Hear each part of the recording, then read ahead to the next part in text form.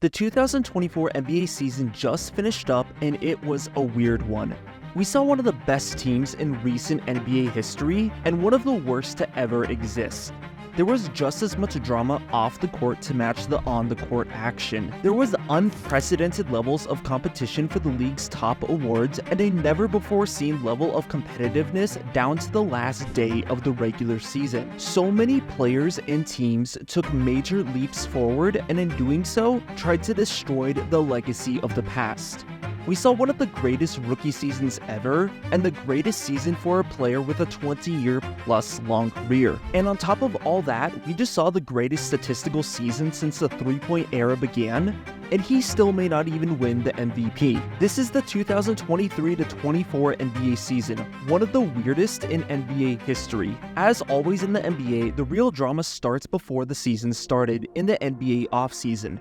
After a disappointing round against the Nuggets, the Suns decided that they needed to move in a new direction. They fired Monty Williams and traded away Chris Paul and DeAndre Ayton. Paul was traded for Bradley Beal and spent 2 weeks as a Washington Wizard before being traded for Jordan Poole and joining the Golden State Warriors, mostly in a bench role. While this was the biggest trade of the offseason so far, it wasn't the defining headline, as that was stolen by Damian Lillard. Lillard is known as one of the most loyal superstars of all time, someone who would never run from the grind, and someone who would rather bring superstars to Portland than leave to form his own team. But just before the end of the 2023 finals, there was talk of Lillard wanting to leave, with him hinting to Miami as his ideal destination. Blazers GM Joe Cronin said that he wanted Lillard to retire a Trailblazer, but he said that after drafting someone who played the exact same position in Scoot Henderson. Lillard said that the next day, the Blazers had not reached out to him regarding the draft or the free agency. And a week after the NBA draft, the Blazers signed Jeremy Grant to a 5-year, $160 million contract. Lillard was still displeased as he requested a trade the next day. It was expected that the Trailblazers would do right by their superstar after everything he had done for their franchise. However, Lillard wanted to go to Miami, a team that was not able to put up a formidable trade package for the superstar, and Lillard, not having a no-trade clause, had no real power in where he went. The Blazers were patient in trying to get the maximum value for Dame, and despite teams like the Celtics, Clippers, and 76ers all being in trade talks, he and his agent had made it clear that he only wants to play in Miami. Meanwhile, the Heat did not want to pay the Kings ransom in a trade package that could see them trading Bam Adebayo or up to 4 first-round draft picks. Months would go on without a real word, and there were thoughts that Lillard could sit out the entire season, giving Scoot an opportunity to play and for the Trailblazers to tank. And then on September 27th, Damian Lillard was traded to the Milwaukee Bucks. The Blazers would receive Drew Holiday and DeAndre Ayton, while the Suns would receive Jusuf Nurkic and Grayson Allen. And Damian Lillard wasn't the only diva of the offseason. About a month before the Damian Lillard trade, we saw drama unfold between James Harden and Daryl Morey. The two had had a long history, with Morey trading for Harden back in 2013 and going on to run a revolutionary Rockets team. Morey would then trade for Harden again in February of 2022.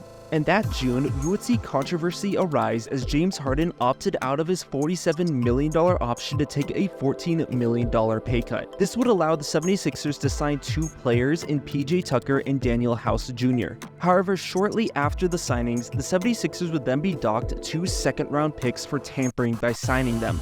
It was also believed that Harden and Morey had a handshake deal for Harden to take a pay cut in the offseason and then get re-signed for an even larger amount. This under-the-table deal would be incredibly illegal, however the NBA found no evidence of this. Then, headed into the most recent offseason, Harden opted into the final year of his contract, and Morey later confirmed that the 76ers would try to trade him for the right amount. But it turns out the market on James Harden wasn't nearly as high as what James Harden thought. A month later, the 76ers were unable to find a trade partner for Harden, and it was expected that he would be returning to training camp and ready for the season. 2 days later, James Harden would call Daryl Morey a liar and say that he would never be a part of an organization Morey is a part of.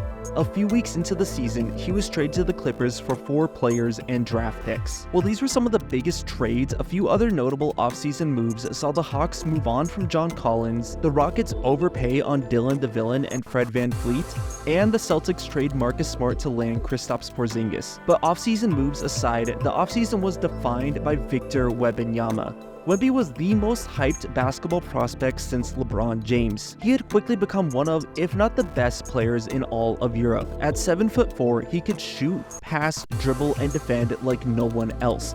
And of course, he had to join the Spurs, one of the most storied franchises with one of the best coaches of all time. Wemby would see a sold-out crowd in his summer league debut, and we would see him drop 27 and 12 in his second game before sitting out the rest of the offseason. This brief playing time gave us time to speculate. Could he turn the Spurs around? Was he set up to get injured before his career even started? Would the 19-year-old live up to the unimaginable hype?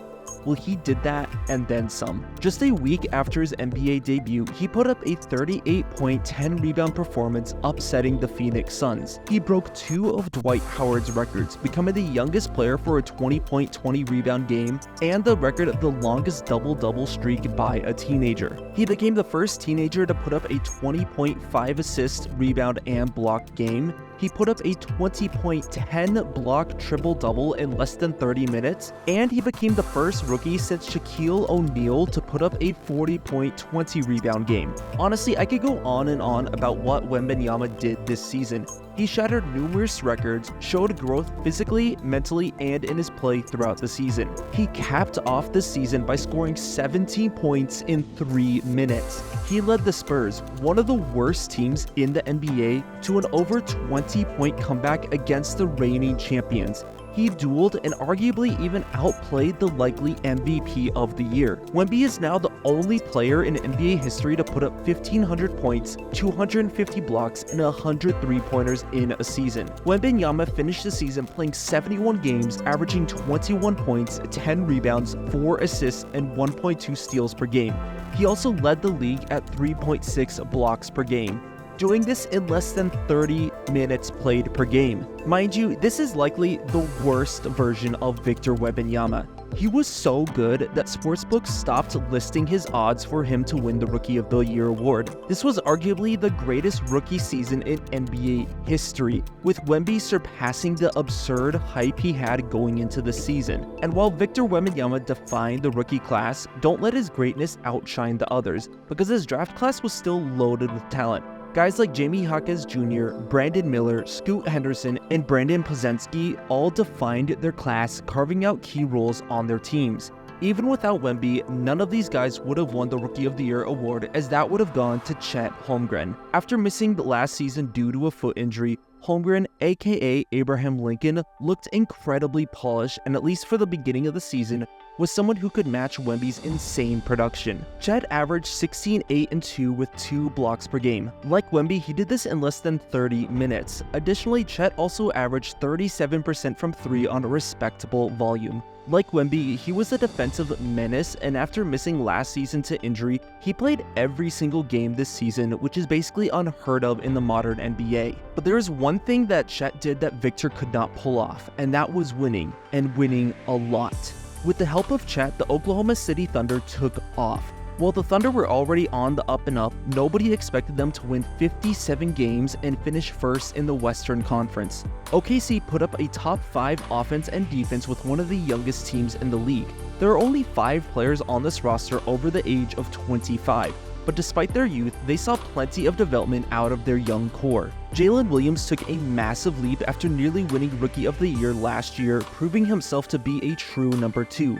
Shai Gilgeous-Alexander took a massive leap as well, becoming an early MVP frontrunner, and he'd go on to average 35 and 6, being incredible on the offensive and defensive end. I cannot understate how unexpected OKC's success was this year, with Shai being a large part of that. And also in the West, we saw the Minnesota Timberwolves finish with 13 more wins than expected. They would win 56 games, finishing 3rd in the Western Conference. Anthony Edwards took a leap, and while some saw him getting closer and closer to a young Michael Jordan, he outperformed from last year, carving his name out amongst the best in the league. The Wolves also continued to see success of their dual center combination in Karl Anthony Towns and Rudy Gobert. This year, Towns earned his 4th All-Star appearance, and Rudy Gobert will likely win Defensive Player of the Year, his 4th in his career.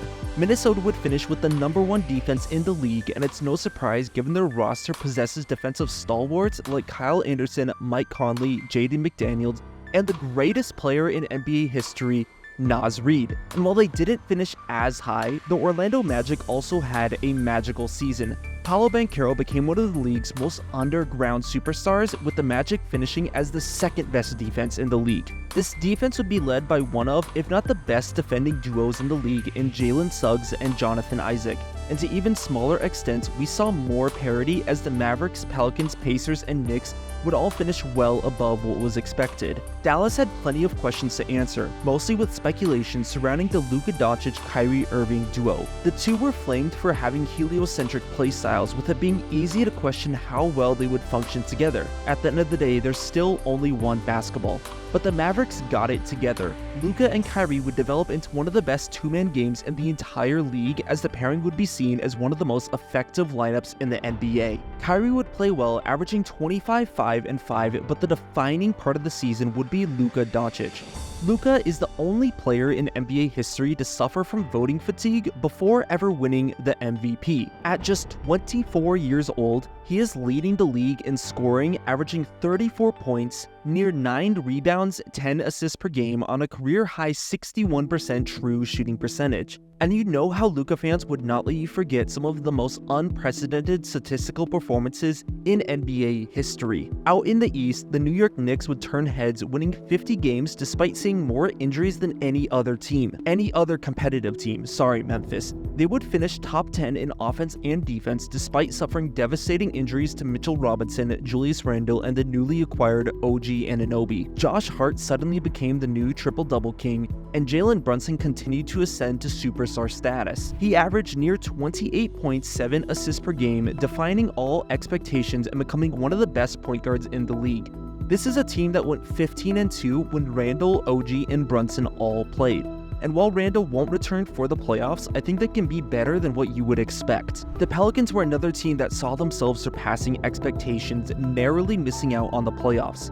Brandon Ingram and CJ McCollum were deadly from the outside, but the biggest headline of the season came from Zion Williamson, as after off seasons of looking way overweight, Zion slimmed down, got healthy, and he looked more in shape than he ever had in his NBA career. While this wasn't a career year for them, his lost weight and his health were promising after seeing him miss over 100 games in the last 2 years. And one of the most exciting teams of the regular season became the Indiana Pacers. The Pacers are at an offensive rating over 120, the second best in NBA history. This was a team that was all offensive face. The newly acquired Pascal Siakam would be a lethal pick-and-roll man, while Obi Toppin and Aaron Nesmith also had career years.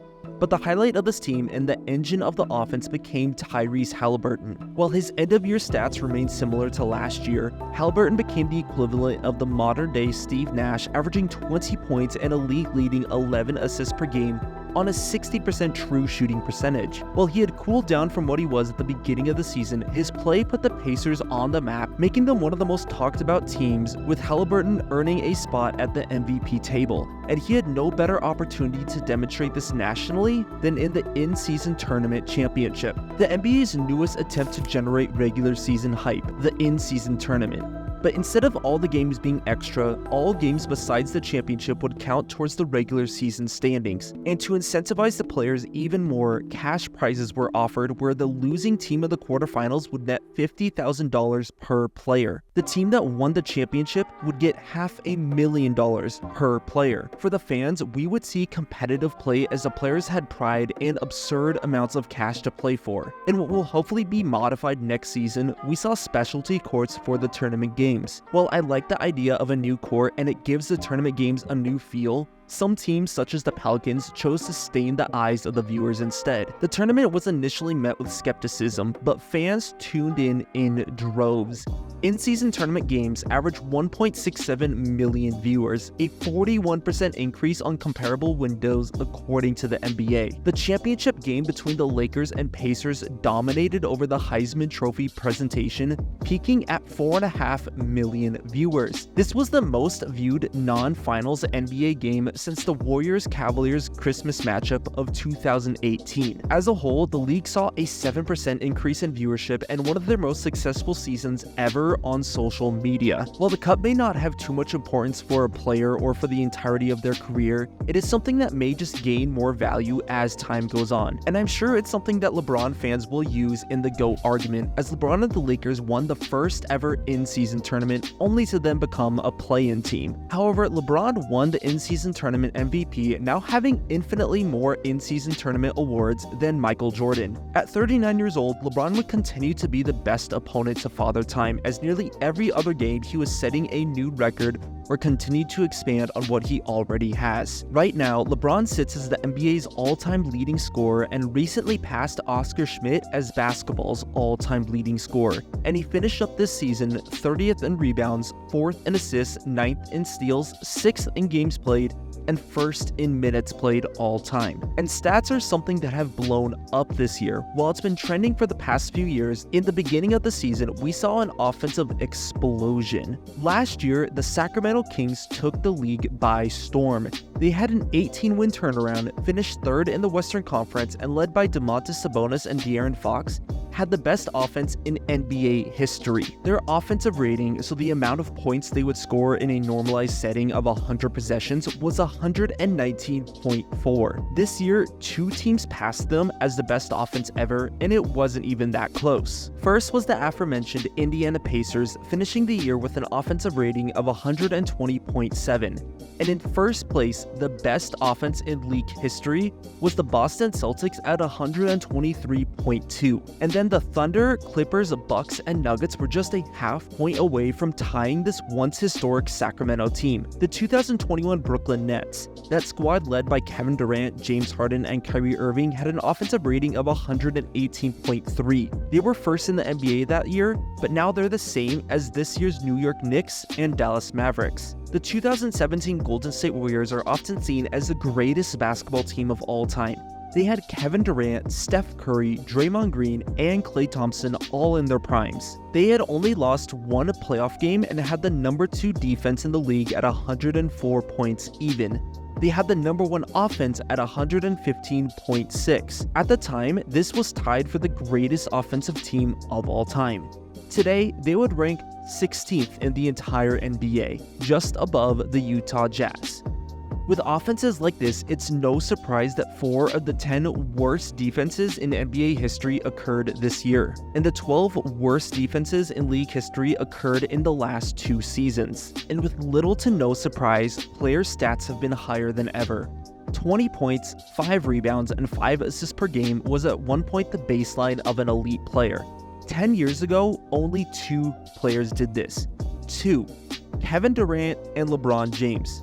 In the modern game, this doesn't even sound that impressive. That's because now 16 players average 25 and 5. Let me say that again. There are 8 times as many players averaging 20 points, 5 rebounds, and 5 assists per game compared to just 10 years ago. A box score like that used to put you in the MVP conversation. Now it doesn't even guarantee an all-star appearance. And with all of this, it's no surprise we saw a scoring outburst this season. This notoriously reached its limit in the last week of January, where 4 players had 60-point performances in the same week. It started off with Karl Anthony Towns, who may have just had the saddest 60-point performance in NBA history. He dropped 44 points in 21 minutes, but then the 13th seed Hornets stayed close to the 1 seed Timberwolves. Head coach Chris Finch benched Cat in the clutch, the Timberwolves lost, and then he called it immature basketball. While the 62 points would have been the headline of the night, Cat was forgotten about as Joel Embiid became one of 7 players in the three-point era to score 70 points in a game. This was supposed to be a hyped matchup against Victor Wembanyama, but Embiid put him in his place, only to then be criticized for shooting 23 free throws. And then just 4 days later, almost the exact same thing would happen. In a game where the rest of the team struggled, Devin Booker would put up 62 points while shooting 60% from the field. The Suns would then lose to the Pacers. Later that night, Luka Doncic would score 73 points in a 148-143 win over the Atlanta Hawks. This would be the second highest scoring game in the three-point era. He'd outshine Devin Booker on what was supposed to be his night. He beat Devin Booker's career high of 70 and once again proves that Luka Doncic is Devin Booker's father. This was 4 60-plus point performances in 1 week, something that has never happened and likely will never happen again in NBA history. And despite these tremendous feats, players still only won half the time, and scoring did not appear to have a lot of connection to winning, as Steph Curry and Jalen Brunson, the two players who dropped 60 after this week, would both lose. Giannis, the first 60-point performance of the year, would win against the Pacers, but he would have 32 free throw attempts. And free throws would be one of the major criticisms of the year. Before the All-Star break, 4 players were shooting more than 9 free throws per game, with 1 player shooting more than 11 per game. After the break, where the league clearly changed how they officiated, only 3 players shot above 9 per game, with nobody shooting more than 10. Surprisingly, no matter how you looked at it, free throws were not that big of an issue for the season. With all of these stats looking at the three-point era, so the last 45 years of basketball, only 2 players from this season finished top 200 in free throw rate: Rudy Gobert and Dwight Powell. If you look at total free throw attempts on the year, only 2 players this season of the last 45 years finish in the top 200 of total free throws attempted: Giannis and Shea. Yet, I don't hear people calling 1987 Jordan, 2001 Shaq, or 1988 Charles Barkley free throw merchants. And if we look at free throw attempts per game, only 3 players from today's league are in the top 200: Giannis, Shea, and Luka. And if we look at teams, this stat carries over. According to StatMuse, there were 53,304 free throw attempts this year. That is 4,500 less than last year, resulting to about 2.5 less makes per game. This year was actually the 3rd least amount of total free throw attempts in the last decade. Free throws are an annoying but crucial part of the game. As annoying as it is to have them slow down the game and take the power out of the players' hands, especially because we can't trust referees anymore, it's been a fundamental part of many players' skill sets for decades, and despite being out of control at the beginning of the year, free throws are not the reason for the offensive explosion. The sheer insane amount of scoring we see this season has a large part to do to player development. You can argue that your average bench or role player is better now than at any point in NBA history. Offense evolved first, and now defense has to catch up. And despite being in a more talented point in NBA history, it was not celebrated during the All-Star break, as this year was considered one of, if not the worst All-Star games in league history. This was the highest scoring All-Star game ever, seeing the East beat the West 211 to 186.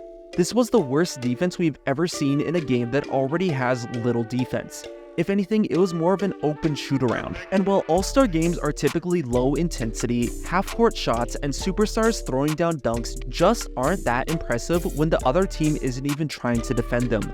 The skills challenge was also a joke, as the competing teams didn't even try. And the dunk contest too was forgettable, where back-to-back years a G League player and the G League MVP, Mac McClung, won the dunk contest. And it reached its worst point as what might be the most underwhelming dunk in NBA dunk contest history. Jaylen Brown dunked over Kai Cenat. Kai is 5'9", and he was sitting in a chair. An NBA player on a max contract in the dunk contest, jumping over a 5'9" streamer sitting down, should not be impressive. This All-Star break saw a joke of a dunk contest, a joke of an All-Star game, and a joke of a skills competition, being seen by many fans as the worst in league history. However, there was one redeeming event, as the three-point competition would see Damian Lillard beat out Trae Young and Karl Anthony Towns. But the headlining event, probably for all of All-Star weekend, was Steph Curry, the greatest three-point shooter of all time,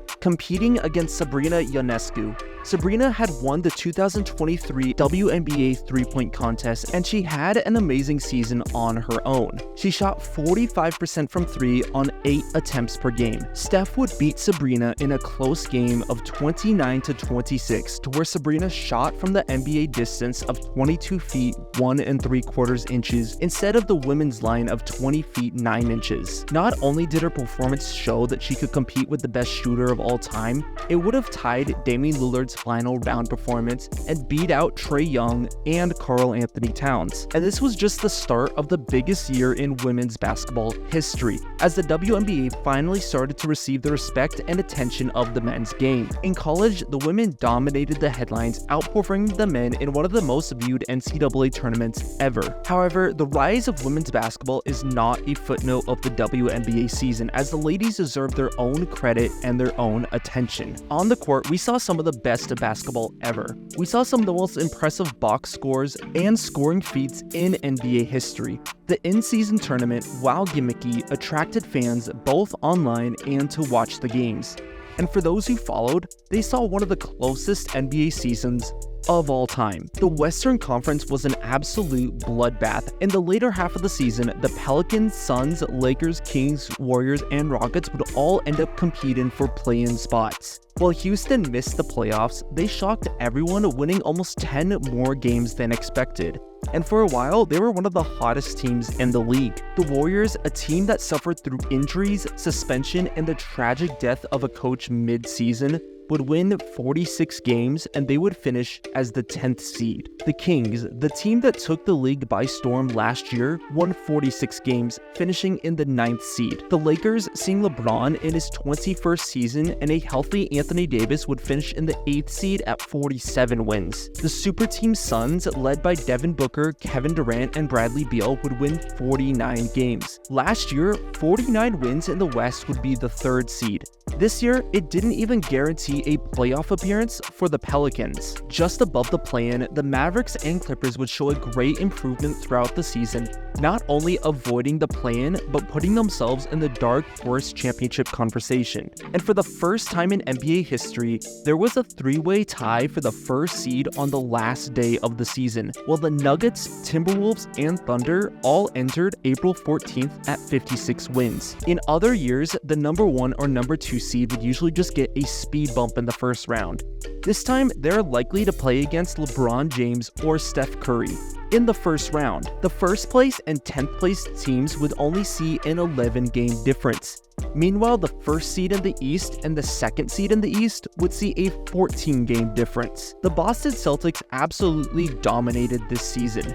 Jason Tatum would again put himself in MVP talks, and they already had a strong team. They made it even better, adding Kristaps Porzingis and Drew Holiday in the offseason. They ended the year with the number 1 offense in NBA history and the number 3 defense in the league. Boston basically confirmed themselves as the number 1 seed a month into the season, but spots 2 through 8 would be a coin toss for the rest of the year, as they finished with just a 4-game difference. And if you thought the team races were close, the MVP race was even closer. For the first half of the season, Joel Embiid appeared as if he was going to repeat again. Before tearing his meniscus, he was averaging 35 points, 11 rebounds, 6 assists per game. But if anybody suffered to the NBA's new rules, it was him.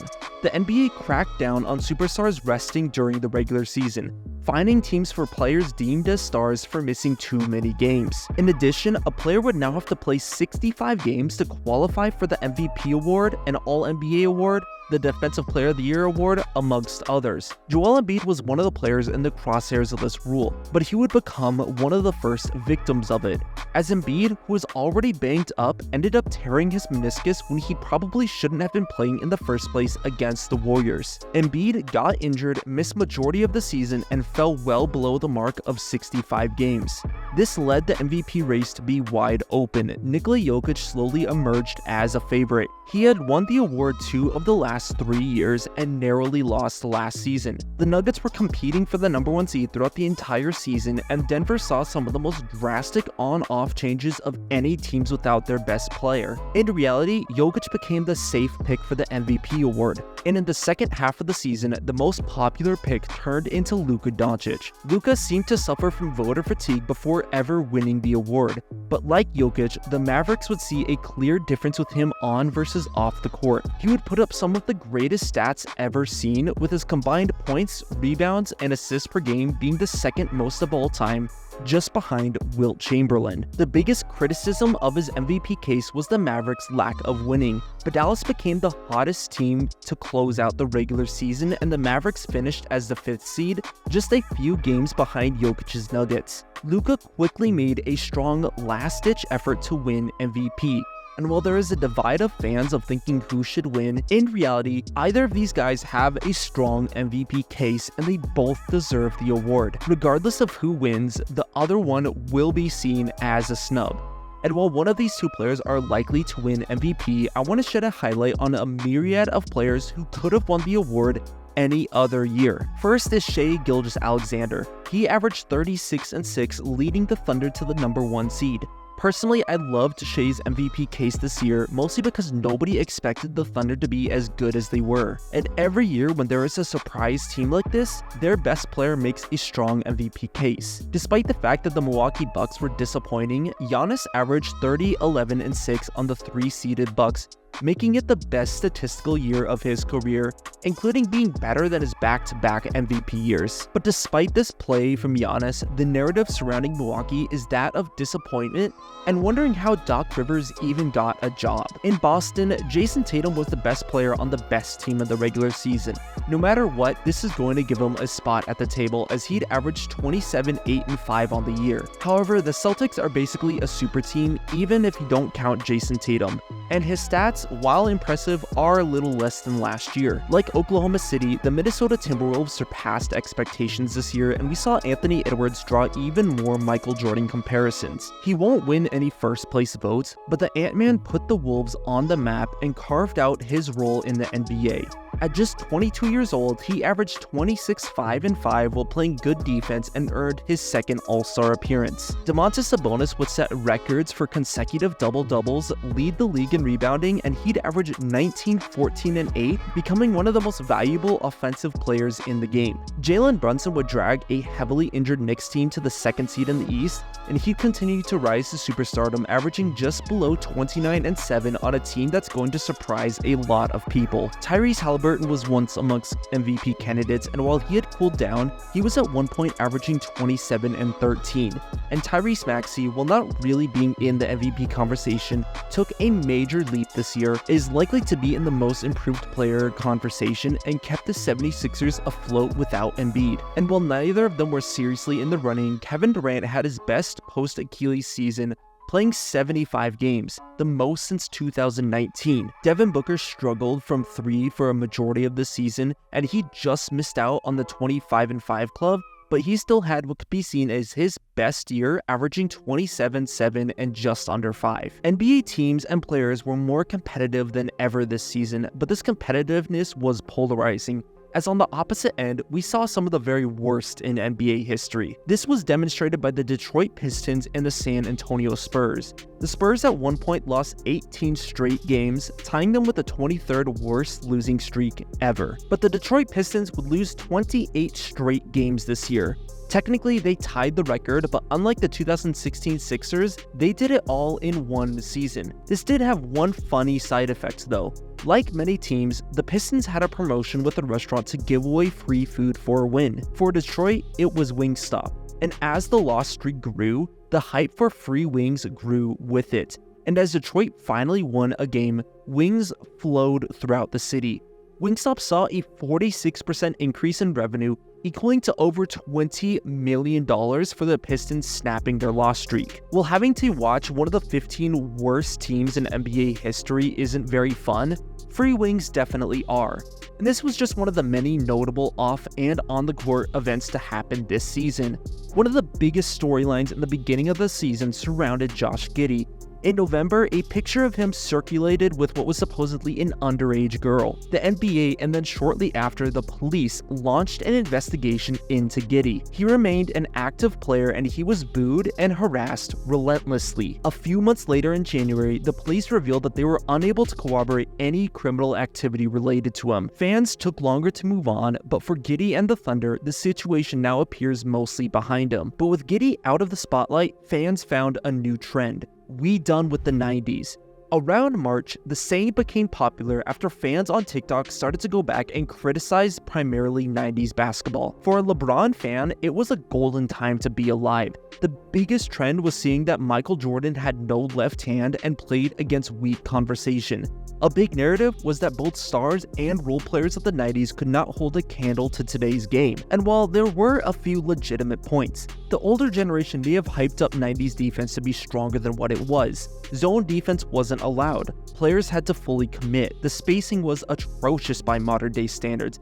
And I think that most fans could agree that the average role player today is more talented than the average role player in years prior. However, the notion that Michael Jordan did not have a left hand and that the greats of the past could not compete in the modern game is ridiculous. Yes, basketball has rapidly evolved in the last 30 years, but to say guys like Magic, Jordan, and Duncan could not compete today is ludicrous. And those are just some of the most ridiculous non-basketball moments of the year. This year saw one of my favorite memes come out of the Ben Simmons-Jared Allen fight, where Simmons was seen looking like this. This is the face of a guy who'd finesse teams for hundreds of millions of dollars, and he's acting like he didn't score only 6 points per game and only played 15 games this season. Of course, we can't forget about Kelly Oubre Jr., who at the beginning of the season was hit by a car while on his bike, and the police were unable to find evidence of a hit and run, and he was seen walking his bike back to his apartment on a Ring doorbell camera. Oubre missed 11 games due to his injuries before finishing a solid year with the 76ers. And then, just a few weeks ago, after a missed call against the Clippers that cost them the game, Oubre had some choice words for the referees. Staying in the meme realm, one of the biggest of the season was by Anthony Edwards. Last December, screenshots emerged of him telling a woman to take abortion pills after getting her pregnant. Edwards' response to her being, "Send a video." She sent the video of her taking abortion pills and was eventually sent $100,000. After a Magic Raptors game, Grady Dick and Anthony Black did a jersey swap, leading to this. Andre Drummond tried to posterize his own teammate, leading to neither player scoring. Draymond Green had quite the season. Just a few weeks into the year, in an altercation with Rudy Gobert, he defended Klay Thompson by putting Rudy Gobert in a headlock. And a month later, he punched Jusuf Nurkic and was suspended, missing 12 games. And then just a few weeks ago, Draymond was ejected for getting 2 technicals in 4 minutes.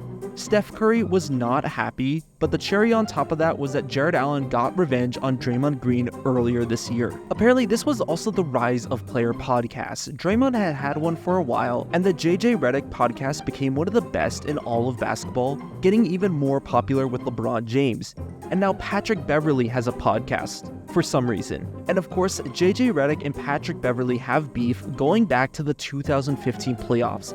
Beverley said that Redick was torched by James Harden, and Redick told him to check the receipts. The Milwaukee Bucks made a joke of themselves this season. The firing of Adrian Griffin was already shocking, with him being let go after the team went 30-13, being second in the Eastern Conference. Milwaukee then replaced him with their consulting head coach, Doc Rivers.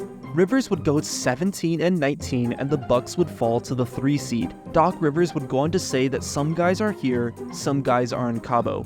It's been harder than I thought to coach the Milwaukee Bucks, and that everybody seems happy except for me. And of course, we can't forget Giannis calling out the equipment guys either. Quote graphics are genuinely the best thing to happen in sports. And while Doc is arguably the worst coach in the league, I'm glad that I don't have to hear him on ESPN. And of course, we can't forget Jontay Porter, who is accused of betting on his own under to then just find a reason to leave the game, netting himself thousands of dollars of winnings. There hasn't been a ruling on it yet, but if he is found guilty of this, Adam Silver could ban him from the NBA. Although we're going to pretend that the NBA doesn't throw a bunch of advertisements in our own faces. But it's safe to say there is no season in recent NBA history that is as polarizing and as weird as this year. Victor Wembanyama had a rookie season compared to Shaquille O'Neal and Michael Jordan. Meanwhile, another player in his class, Scoot Henderson, was a part of some of the worst losses in NBA history. Both the East and the West were as competitive as they've ever been.